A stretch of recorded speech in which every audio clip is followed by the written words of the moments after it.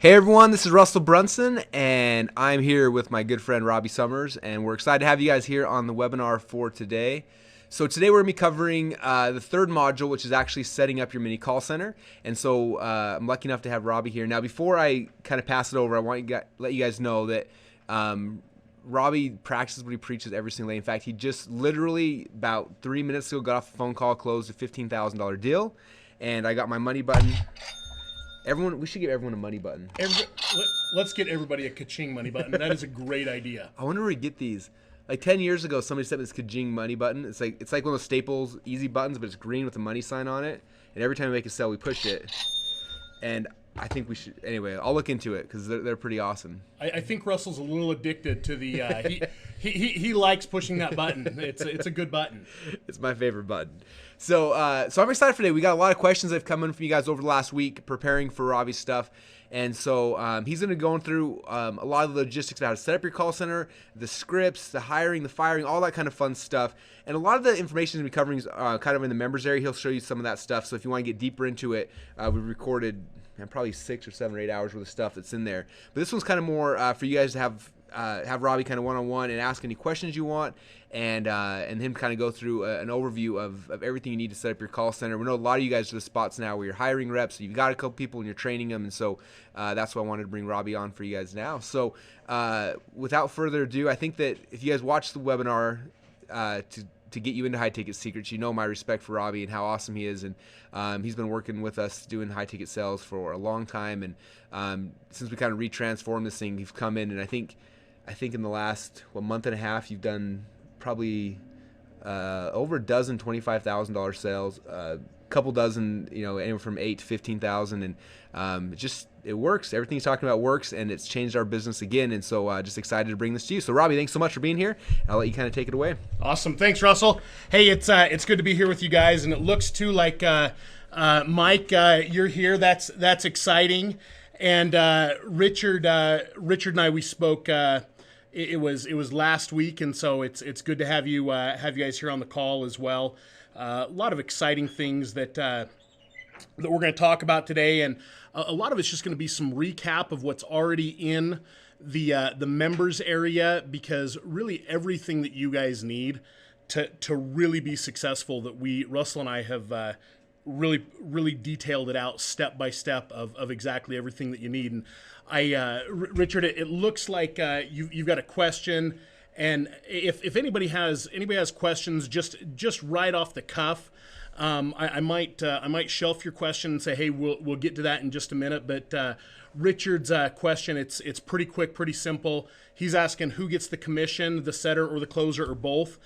The answer there is both. We just split it in half. We've tried doing it other ways where you divide it up one way or another, and it just doesn't work. It really creates a great team atmosphere when you've got people that are working together to create that and putting the commission together. And so it's split right down the middle. If we do a $10,000 sale, the setter gets $5,000 of the volume, and the closer gets $5,000 of the volume, and then they get paid their percentages directly on that. So if they're at a 10% commission, they put $5,000 on the scoreboard. Their paycheck would be $500 for that week. And so that was just a quick question that Richard had to get started out. The very first thing I want to do is I kind of want to go into the members area, and if my specialty is not technology, it's talking to people and talking to them on the phone. And so if I mess something up, Russell's here to help me out, but bear with me on this.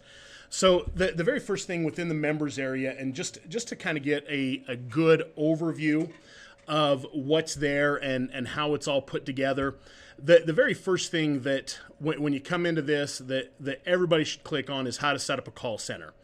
And here we've got Russell and I think this is about a 2-hour video, and we really break down step by step everything that comes into play when we actually set up a call center. But within this, and if you'll click on your resources tab as well, that all the slides that we've used throughout the entire webinar, or the entire video that we did, Russell and I, all the slides are there where it says Set Up Mini Call Center PDF. And so that's something that I tell everybody to click on. And just kind of to start with, one of the biggest questions that we've been getting is the hiring. How do I find the salespeople? Where are they at? What types of things do I need to be asking them? What kind of ad do I need to put out there? All of that information is right there within the members area. And we really explain how to find the right people, how to find superstars. One of the things that it's so critical to understand is the quote that I have there by Thad Silgman, and he says, I'd much rather have an empty seat than an empty suit. And it's so important that you hire the right people. I'm a firm believer in hiring, especially for salespeople. Be painfully slow in hiring salespeople, and I can say this because I'm a sales guy, but salespeople can be a real pain in the neck if you hire the wrong people. Be painfully slow to hire and be very quick to fire a salesperson if they're not living up to the things that you want them and you need them to do. Get them out of there and find the right people. The ad that we use, and it sounds, sometimes it can sound a little bit cheesy, and that's okay. We're wanting to attract the right type of person. And don't be afraid if you're not getting a ton of responses to your ad. The whole purpose of this ad is to save you time. If you're getting tons and tons of responses to this ad, you're not putting it together right. It's not going in your in your advertisement places, whether it's Craigslist or the newspaper. You're not putting it in the right places. And what we do when we place that ad, it literally, we say we're looking for sales superstars. If you're not a top performer, don't even call. Our average performer makes between $50,000 and $100,000 a year. Our superstars make well over $200,000 a year. This position is only for the best salespeople. Please call Robbie and let me know why we should hire you. Depending upon where you live, some places, if you're working right in New York City, you might want to adjust what your average performers make and what the superstars make. If you're living in a small community where somebody making $30,000 a year would excite them, you can change that a little bit, but it's really something that, in my opinion, that with what your salespeople do, if they're not making at least a six-figure income, that they're really not the right types of people. You want somebody who's motivated to make at least six-figure, have a good lifestyle, pretty well anywhere they live in the country. The places that the places that we place the ads, it's in a lot of different places. Craigslist, traditional newspaper advertising. Also, if current team members, bonus them, get them to drive people in. But this right here is really where I've found a lot of people, and it's always be looking for talent. Whether it's Best Buy, the furniture store, Nordstrom's, when somebody is able to come up to you, communicate with you, and be able to walk you through a process, and you have a good sales experience, don't be afraid to talk to that person, offer them a job, give them an opportunity to be able to come and work with you. Now, let's see. We have a couple of questions. First of all, Richard, he asked, what do you do if you have leads coming in and don't have the setter and closer in place? Richard, first thing, you don't want to let leads sit. And I am not, I would tell you the short answer there is get them in place. Number two, the second thing that I would say, particularly with that, is I would say that if you have to get on the phone and you're the guy that's on the phone selling them, do that, but make that happen and get away from that as quickly as possible. The last thing in the world you want to do is to ruin what we call your posture. And you're going to be the expert, Richard, with our conversation. I know this, that people are going to look to you. You're going to be the quote unquote the guru that's working with us, that you're going to be working with them. And so just as quickly as possible, get that setter and that closer in place, and work with them. If you can find somebody that can communicate well, get them in there, get them trained. All the training is in there, and it works. Let's see. I've got another Esperanza. She asked. She followed the script for advertising, for finding, and I'm guessing that's what we're talking about, Esperanza. But you followed the script and you put the ad out there, and nobody responded yet. That's not a bad thing. That means that, and sometimes it can take some time to hire the right people. The last thing in the world you want is to be inundated with trying to weed out what a good salesperson is and a bad salesperson. We would run this ad, particularly in Craigslist, every single day, and we'd have to get different Craigslist accounts because you can't run the same ad. They'll flag it and pull it off. But we would run this ad every single day, and we would get, and we're in Boise, so it's a small area, small community. I think there's 250,000 people in the Treasure Valley is what they call it. So there's not a lot of people, and off of this ad, we would get 2 to 3 people that would call in a week, as we're consistently running it week in and week out. And so what I would say is, don't get discouraged, Esperanza, if you're not getting a lot of responses. Keep putting the ad out there, because you want to find the right salespeople to be working with you. Do you ever recruit the people who cold call you?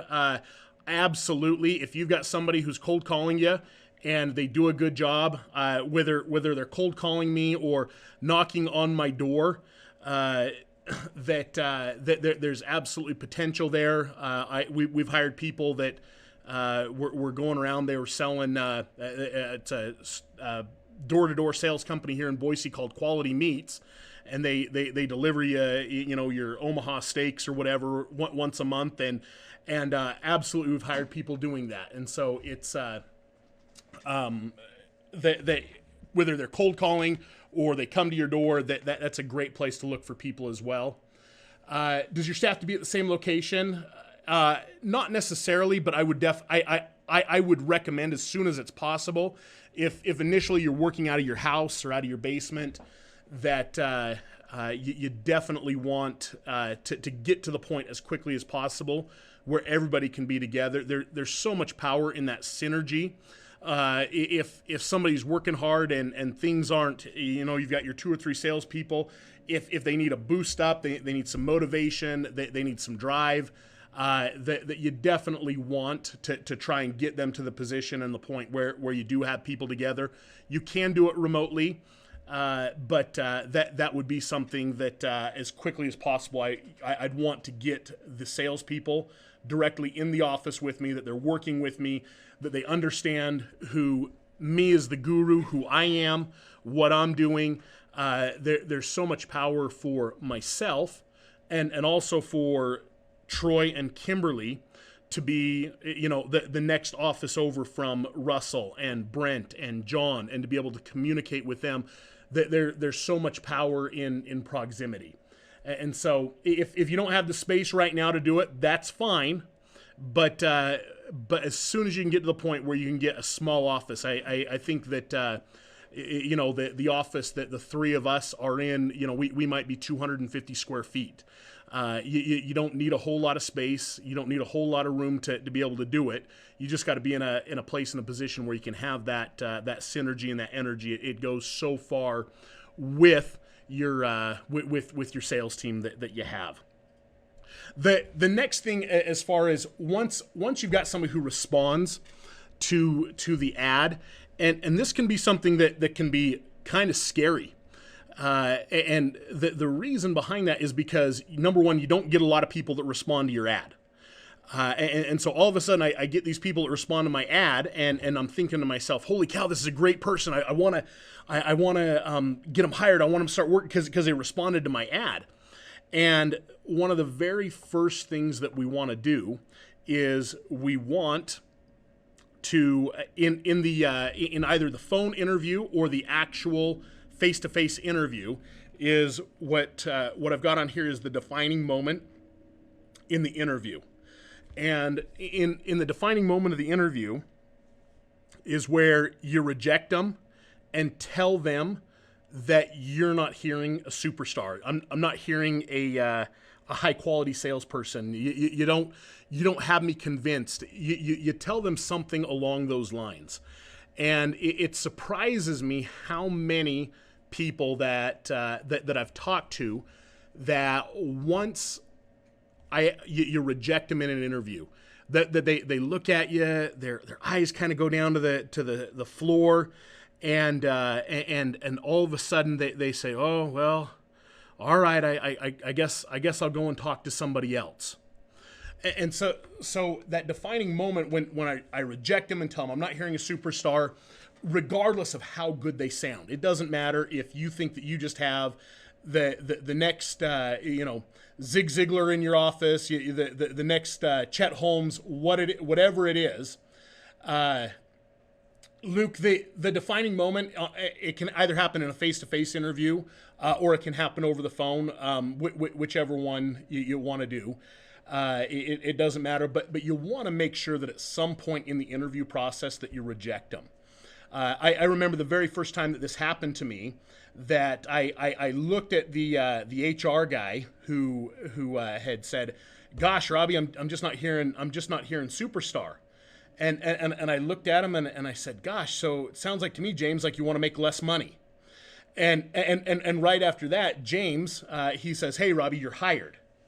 And then he took the time to kind of explain to me what he was doing, and if somebody's going to if somebody is going to that easily be rejected at you saying, "Hey, you're not a good fit for my team. You're not a good fit for our company. I don't see superstar in you."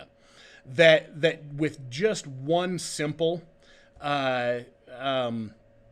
rejection from you, that exact same thing is going to happen on the phone. The first time that somebody says, "Gosh, I don't think Russell Brunson can help me to build and grow my business," what's going to happen is they're going to look down at the floor and they're going to say, "Oh, well, all right," and they're going to get off the phone. Whereas if you have somebody who's comfortable with rejection, and it's something that I'm really comfortable with rejection, and this all came from my dating life.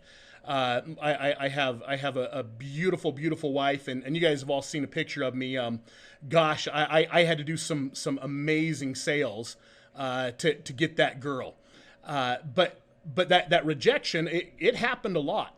And so if I've got somebody who's not comfortable with rejection, isn't okay with it, they're never ever going to make it on a phone sale. They're never ever going to make it in high ticket sales, and it's just not something that's going to work out for them. And so make sure that every single person that you talk to, you're taking the time to reject them, and after you reject them, and especially the ones that come back with a good response, whatever it is.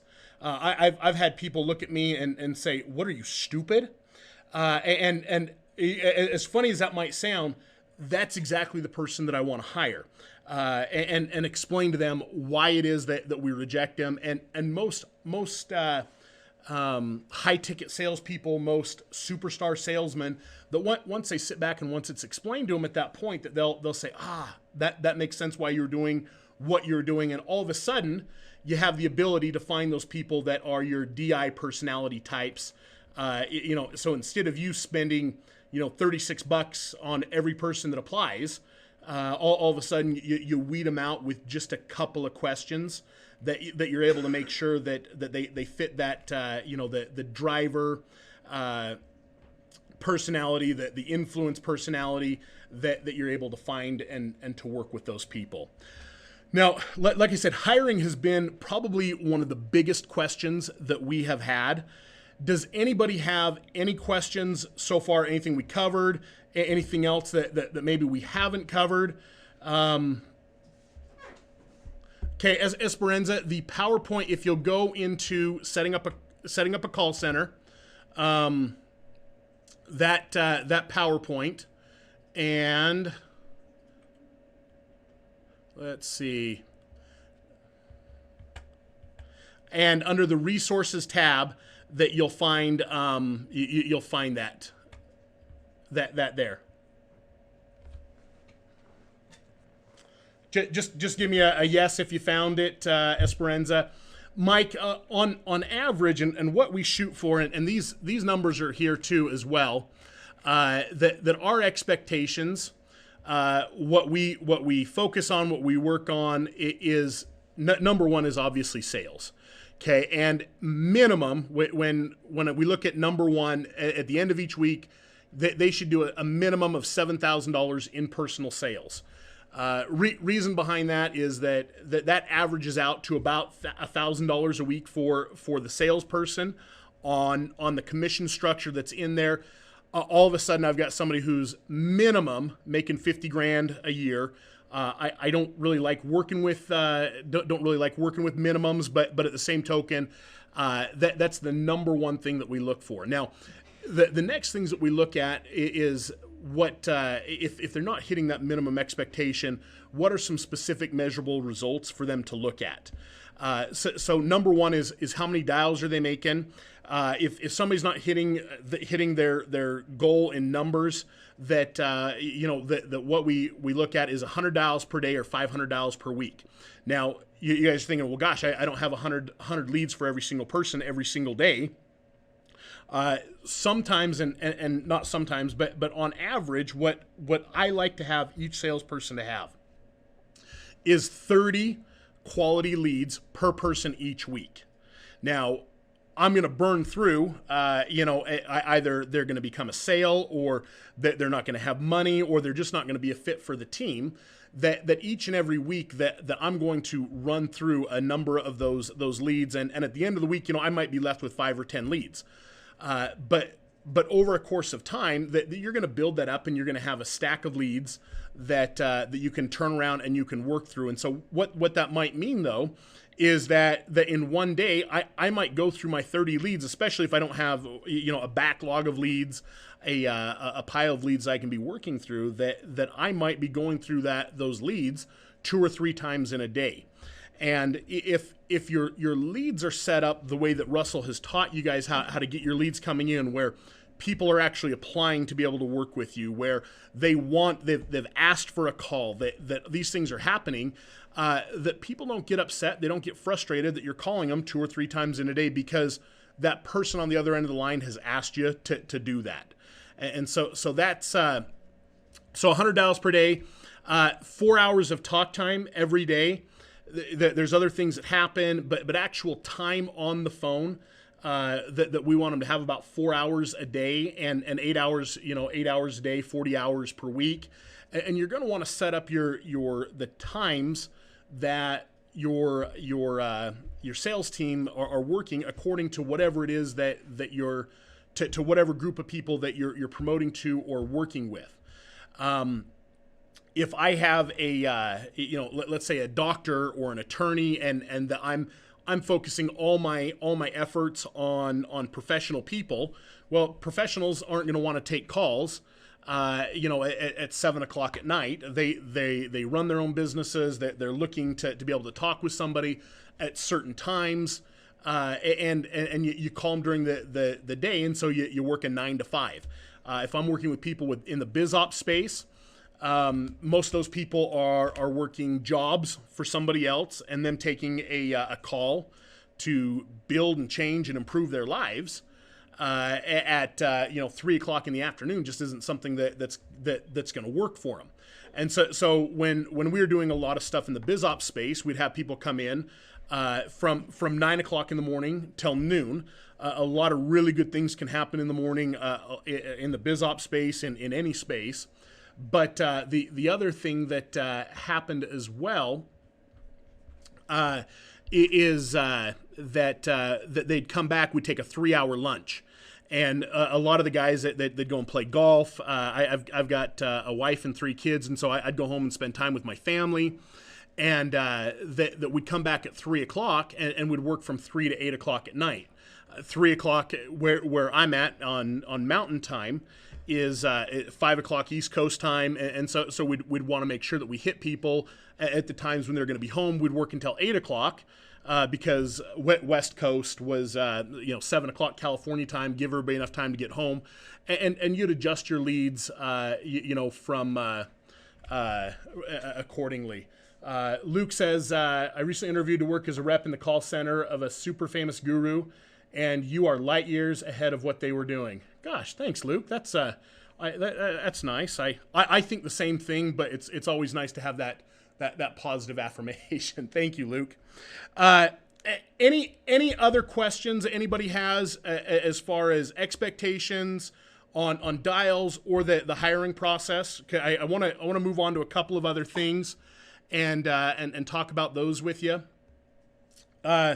If you do, go ahead and ask those questions. And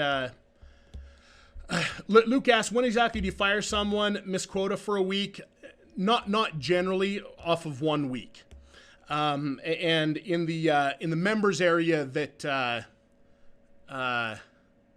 if you'll go into, let's see, how to create a call center with Robbie, into your resources, and I believe it's in the employee manual, that what we did, and especially initially, that we have a new hire probationary period, and it's very, very easy to get people for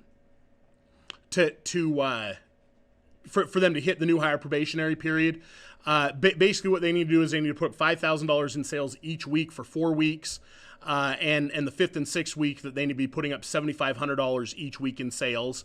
That's what we want somebody coming in as a new hire. And the thing of it is too is that literally what that boils down to for somebody, as Russell said, that right before we walked in, we just did a $15,000 sale with somebody so for a brand new setter who comes in, who reads the script, doesn't deviate from it, that means that person needs to do one $15,000 sale each week. Now all of a sudden that person's making $1,000 a week, and they're able to build and grow from there. Do you ever see a difference in lead quality with a deposit? Yeah, sometimes, but that also can, depending upon what products they purchased. The more that as they work through your funnel, if I've got somebody who is doing just a free plus shipping lead or is just an opt-in lead, the quality of lead behind that, as opposed to somebody who's paid $97 for a product, is different. There's also people who, will initially put a deposit down to even be able to speak with the closer. And that's something that it's good to do, but it also has to be set up in the right the right space in order to do that. Let's see. Can you speak for a second how you would approach a lead if it was just you and you didn't have a closer and setter yet? What angle would you take? The first angle, Richard, that I would take there, and I don't want to sound like I'm beating a dead horse here, but the first angle that I would do is I would find somebody else to hire. Okay, and in the meantime, though, you don't want to let your leads go cold. So is there a way to be able to? It's what we call intro close, and basically what happens there, if you look at the setter script and the closer script, and let's here's the setter script. And so what happens is I would go through my setter script, and I would go through and what I would do is I would continue to go through my setter script all the way until I get to the point that I'm talking about commitments. And the thing that I would make sure of, Richard, is I'm spending a ton of time up here in the introduction. Hey, I'm calling from Russell's office, want to find out what it is that you're looking to accomplish. And I'm going to spend a lot of time with them really digging into what they want to accomplish, what they want to do, where they want to take their business, how they want to build out their business. I'm going to spend, especially if I'm doing something that's intro close, I would spend 15 to 20 minutes really talking with them about where they're at, the intro, and these questions. What's holding them back from building a business? Why haven't they done it? Where are they lacking? What do they need help with? Are they looking to pay off debt? Are they looking to replace an income? I'm going to spend a ton of time with them there. And what that does is that creates enough emotion. Tony Robbins always says, identify the hurt, magnify the pain. I really want to spend that time with them, really helping them to understand what it is that they want to accomplish.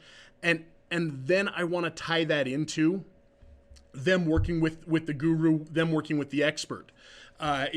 Specifically for you, Richard, that all of a sudden now that I'm able to take this and I'm able to say, so working with Richard, how would that make a difference for you? And instead of me being the one that explains why Russell Brunson or Richard or John is so great, that they take the time to tell me why Russell is so incredible, why working with Russell would make a difference, how that would benefit them on every level. And then the next thing that you have to do is you have to tie that back into, and if you look, ask, find out questions to get them to say an expert is the next best thing to sliced bread. If you don't have that, and so often that I'll have people that, not all the time, but every once in a while I'll have somebody say, gosh, I don't know how working with Russell would make a difference. And you can do a quick follow-up question. Gosh, if you would work with somebody who's made millions of dollars online and they could teach you and train you, how would that make a difference?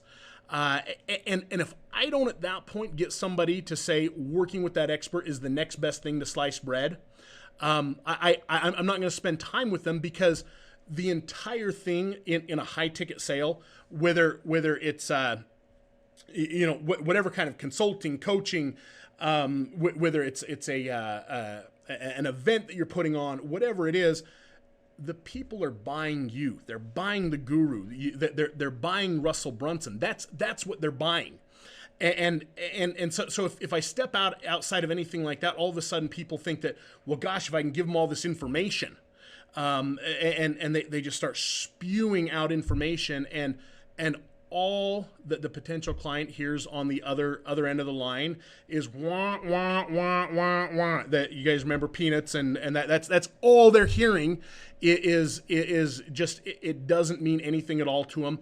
They've got to say that working with that expert is the next best thing to slice bread. And so Richard, I'm going to spend a lot of time right there, and then what I'm going to do at that point is, once I get to the commitments, okay, and I've built that rapport, I've built that relationship with them, the next thing that I'm going to do is I'm going to jump into the close script, and you've got to adjust it a little bit, because obviously you're not going to tell them, hey, I'm not the expert in building an online business, I'm not an expert in real estate transactions or the stock market or whatever your particular niche is, and then I'm going to say right here, if right where it says let me tell you a little bit about what I do for Mr. Brunson, and then I jump through and I go through the commitments at this point.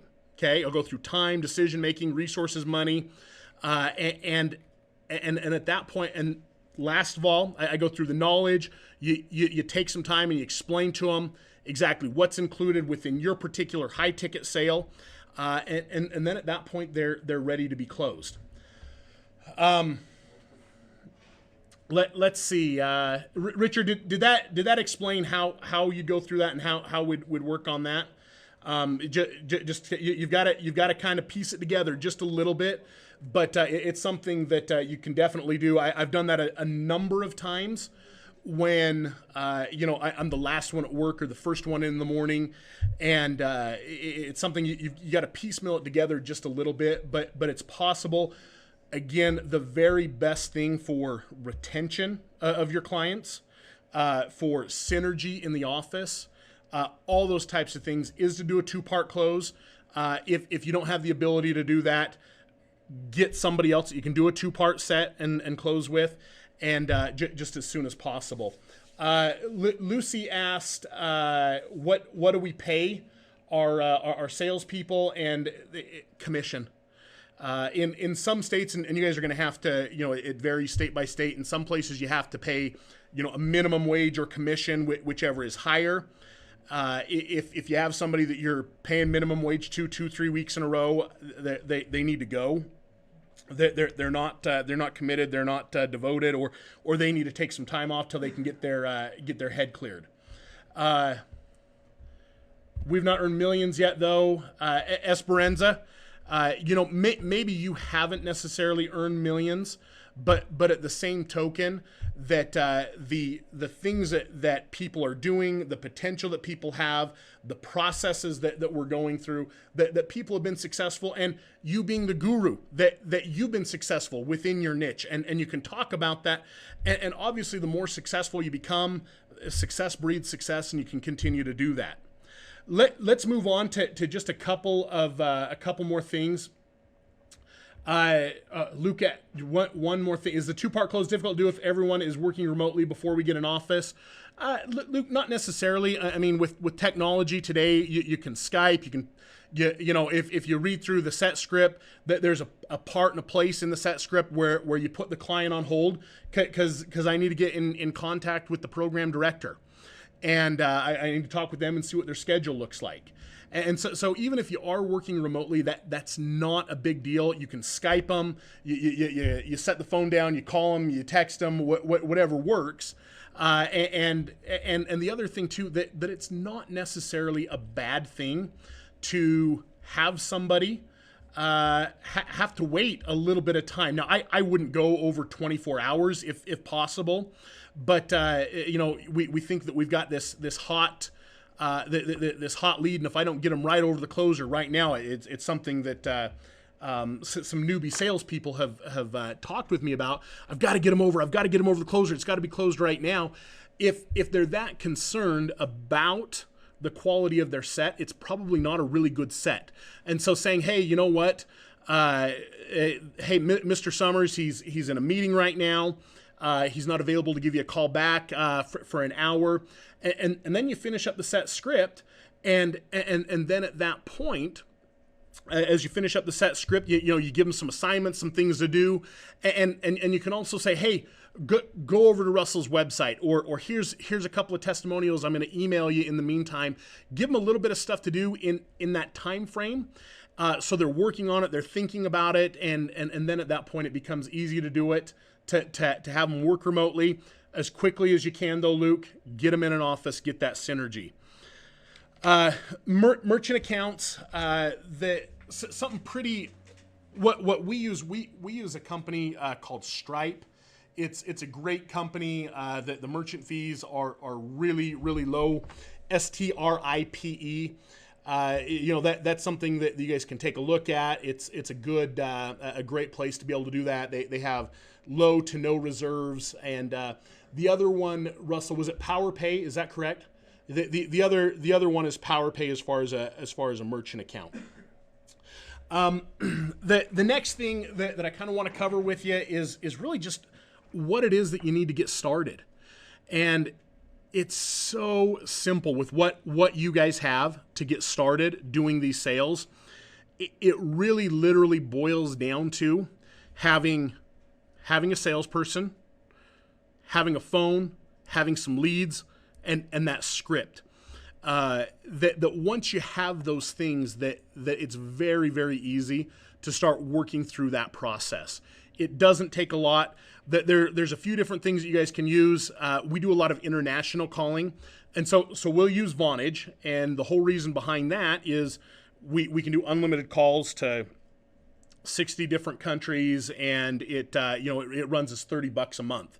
If you're doing entirely international or domestic calls, I would suggest using Google Voice. It's free. You can get an app on your iPhone. If you're doing domestic calls, there's no charge whatsoever. Set it up for your sales guys with their own account, with their email. They log into it and they're literally ready to go with a $30 headset that you can plug in and use that. Personally, I like to use a cordless headset. that there's I use a Plantronics headset just because I like to move around, and I like to move my arms and be walking around as I'm talking to people. Something, and just a little bit of a tip. Plantronics sells the headset. It's a Savvy 720 is what I use, but Plantronics sells it for $450 on their website. If you go to Headsets Direct, they sell it for $281. So, right there, there's $170 of savings for you if you go back and if you need that. So that's Headsets Direct. What countries do you recommend testing when targeting prospects? And that I would target countries specifically for me that are majority obviously English speaking. So we'll target Australia, New Zealand, the UK. You get into some other countries, and that what'll happen a lot of the times. I was talking with somebody from India, and the great guy, wanted to build and grow a business. His monthly income was $118 a month. Well, doing a high ticket sale with him, it's just not something that's going to be possible. And so just when you look at your exchange rates and things like that, South Africa, we've had success there. Most of Europe, we've had some success, but we generally target U.S., Canada, UK, Australia, New Zealand, and that's really where we target on an international basis. Mike, the headset that I use, it's a Plantronics Savvy SAVI 720. It's a good little headset, and like I said, if you go to Headsets Direct, it'll save you $170. I had to get an affiliate commission for that. I had to set something up there. Anyhow, side note. Any other questions about setting up setting your call center up, the things that you need? You don't need a lot. This is simple, and with the tools, the things that you guys already have within this product, that it's pretty quick, pretty simple to be able to do it. The next thing, as far as leads and how we work through the leads, we use a CRM. It's called Wufoo. That's WUFOO. It's really inexpensive. Some people will use Infusionsoft, and gosh, it's great, but it's so robust that, particularly for the call center and what we do, it's not something that we need. You can put notes in, you can keep track of things, that it's very, very easy to use, and that's something that you can have all your leads driven to directly from your funnel. If you've got questions about that, I'm sure that's something that Russell can talk with you guys about specifically. The next thing is posturing psychology and kind of the process that we work through. One of the things that, and the reason that I'm so adamant about you guys being off the phone, it is when you get on the phone and you're the expert, you're the guru, that you being on the phone and being the person that's trying to be the salesperson at the same time, it totally and completely eliminates your posture. And so as quickly as possible, get to the point where you can find those salespeople, and that if you posture it correctly, that I've got my setter, I'm going through the process with the setter, that I have the ability to build up the closer and to talk about, gosh, this is what the closer does. This is why the closer is amazing. This is what, he works directly here with Russell, and these are the things that he's going to be able to help you out with and explain to you and walk you through this process, that it all of a sudden that if I build that second caller up in the sales process, that as the prospect goes from the setter to the closer, that it becomes easier and easier for them to say yes, yes, yes, and it's that consistent yes that we always want to have them saying and talking about and working with. And as you get those yeses, you get more and more yeses all the time, that it just simply it gets easier and easier to the point that when that big yes at the end comes, when I say so the investment, it's $9,995. Did you want to put that on your Visa or your MasterCard? That they say the Visa, great. That should start with a 4. Go ahead and read it 4 digits at a time, and I'll read them back to you. It becomes very easy for them to say that yes again, because they feel like they're moving through a process, and people want that help. It's something that they want to be plugged into. They want your help. There's so many people out there that are great people that want to know and they want to understand how to build and grow their businesses, and this just gives them the opportunity to do that, because now they have the ability to work with you. The last thing that I have on my list that I really want to stress and talk about with you guys today is the compliance. Now, Russell told me I had to do a disclaimer. I am not an attorney. I don't care much for attorneys and want to spend as little time with attorneys as possible. So this is not legal advice. Was that a good enough disclaimer, Russell? Perfect. He said perfect disclaimer. But with the compliance, the whole purpose of this is to protect you. You detail out exactly what the people are doing, the fulfillment that you're going to give them, how you're going to help them, and they sign that, they send it back to you. You have a written contract as well as a verbal compliance. And if you'll look back in the membership area, if we go to lectures and it's the compliance script, this is only about a 5-minute video. And it'll explain to you a little bit about the compliance script and exactly what it is.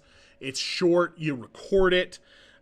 We've got a little digital recorder you can use. There's tons of apps that you can use. It's a simple thing to do. Either the salesperson, the closer, can go ahead and read through the script, or you can as well, or a secretary or an assistant. That there's a lot of options there for you.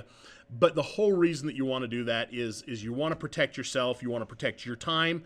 You want to protect your salespeople's time. You want to protect their income. And so take the time to make sure that the people that are being, you also want to be sure that your salespeople aren't misrepresenting you. You want to make sure that your salespeople aren't overselling you, that they're not overpromising what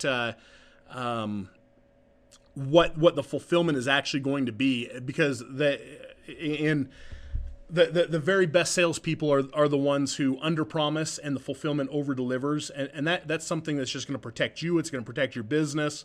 It's going to protect your good name. It's going to do all those things together, and so you're not going to be listening to every sales call, especially if people are doing things remotely.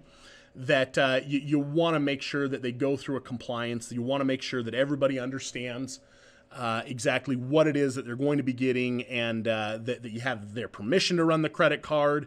That they're good to go. Now, that's as far as the things that I want to talk about today. There's some good overview. The thing that I would stress to everybody, that one of the things here in the members area is lecture number 2, and it's your consult call with me. If you haven't filled that out, take a minute, shoot me an email. Let's sit down, for 30 minutes, and let's talk about your business and specific questions that you have. And what that does is that we can sit down and talk about the specifics within your business, the direction you want to go, and talk about how to fully build out that back end. Esperanza, you said relate the call to the board. I'm not sure what you're asking there. If you'll shoot another question and just clarify for me a little bit. You're talking about the goals board. Is that right? Okay. Let's go. If you'll go to how to create a call center and jump into resources and set up a mini call center. And you guys can zoom in on this slide, but this is a very, very simple sales board. Where we put everybody's name on there, the days of the week, the total volume, and over in the right hand side, You can see that they have the goals, and it's hard to see. But what we would do is we would set goals weekly, and those would go on the board, and then everybody would have in their desks daily goals, their weekly goals every week, their monthly goals, an annual goal. And we'd also, with a number of them that we strongly encourage, vision boards and those types of things, because it really is just as much for your clients on the other end of the phone that they're talking to. It's giving them a place and an opportunity to build and grow their lives, but it's also giving your salespeople an opportunity to go from having a job that was paying maybe $20 or $30 or $40,000 a year, to giving them an opportunity to make $70, $80, $100, $200,000 a year, and that's that if you keep that present with them, and it's in the forefront of their minds, that it's a great thing to do. If you're working remotely, put together a Google Doc, and very, very simple thing to do a digital board, something like that, and make sure that everybody's looking at it every day. There's a lot of different things that we can do there. Are there any other questions that anybody has? Okay, if you do have questions, go to the members area, fill out the form for the consult call with me, and what we'll do is we'll sit down and we'll take that. Take the time to talk about those and get those answered specifically to your business. Guys, I am, really what you guys have here, it's 20 years of my experience in working on the back end portion of the sales funnel, of helping people to build, to grow, to, reach their dreams. Working with Russell is a great opportunity and a great experience. It has been for me. And so it's something that we have the ability to see those success stories come across. And that's the paychecks are nice, but at the same time, it's all about the people that you're talking to and helping them to reach and exceed their goals. And if you and your salespeople will keep that in mind, that the possibilities, the sky's the limit for you guys. The things that we have here that are set up, that are in place, literally has the ability to change their lives, has the ability to change your life, and it's something that we're working on every day. Is just helping people to help themselves and to help out others. And so that is the webinar for today. I'm gonna shoot it back over to Russell and let him wrap it up. Awesome, thank you, Robbie. I hope you guys got a ton out of that. Make sure you get your call scheduled with Robbie. That's one of the biggest benefits, I think, of the entire package. I told you guys before, he came in, before we brought him back on the team, he came in and spent a couple hours with our guys and went from selling one package in a month to $36,000 next day. So it's worth it. It's one of the big bonuses you guys got for being part of this, so make sure you take advantage. And that's about it. Next week, we're going to be talking about the traffic part of this, so how we get leads, and that's the last piece of the puzzle, you guys. You've got the offer created, you've got the funnel created, now you got the sales stuff. Next week we'll talk about traffic and driving in consistent leads for it, and that's about it. So thanks everybody, and we'll talk to you all again next week. Thanks, guys.